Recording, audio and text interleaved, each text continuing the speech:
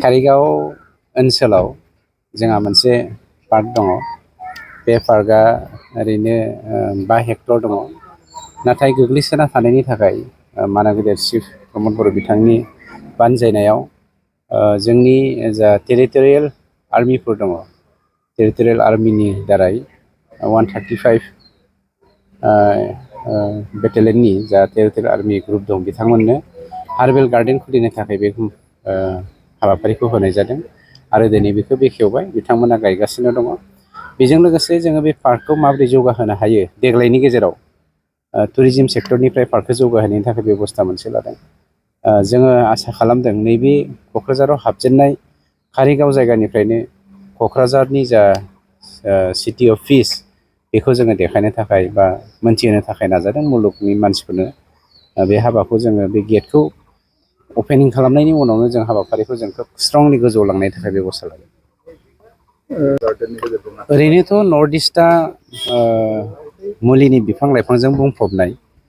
जोंनि बर' हारिया हाग्रानि मुलि बिफां लाइफांजों जोनोमनिफ्रायनो सोमोन्दो दङ। नाथाय बेखौ जों प्रिजार्भ खालामनो रोङाखैमोन। बेखौ प्रिजार्भ खालामनायनि बेबस्थाखौ दिनै बिथांमोननि दारै जोङो मोननो हाबाय।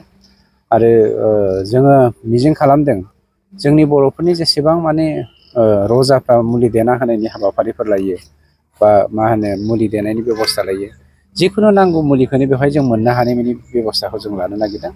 आरो जोंनि नैबे टेरिटरियेल आर्मि दैदेनगिरि बिथांमोनजों जों सावरायदों बर'फ्रा जा बिफांफोरखौ मुलि हिसाबै बाहायो, बे मुलि बिफांफोरखौबो बेवहाय गायनायनि थाखाय बिथांमोना सावरायदों। नायफैनो हागोन नामा? औ, नायफैनो हागोन। दिनैनिफ्राय गासैबो जिखुनु फरायसा फरायसुलि टुरिस्टफ्रानो बेवहाय फैनानै नायफैनो हागोन आरो बिथांमोना नायनायनि गेजेरजों सोलोंनाबो लांनो हागोन। क'क्राझार सेरफांगुरि बाजार श'रुमा बैसागुनि धामाका अफार लोगोसे लन काम एक्सचेन्ज मेला होगासिनो दं।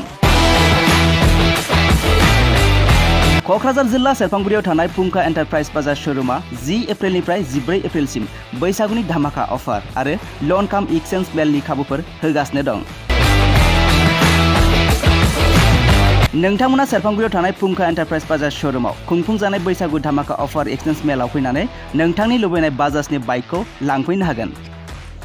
बाजाजनि बाइक सालायनो मोजां मोनग्रा रायजो राजाफोरनो फुंखा एन्टारप्राइज बाजार श'रुमा लोगोसे मोजां अफारफोरबो लाबोदों। बेफोरनो जाबाय 9-15% लन, free helmet, 10 litre petrol free, every purchase, गुबुन गुबुन मडेलनि बाइकफोरखौ नायनानै 2,000 निफ्राय 3,000 रां कास्टमार अफार होनाय जागोन। आरो 500 रां होग्रोनानैबो गोसो बायदि बाइकखौ आवग्रिना दोननो हागोन आरो गासै गारिजों लोगोसे अल भेहिकल्स एक्सचेन्ज एभेलेबलबो होनाय जागोन।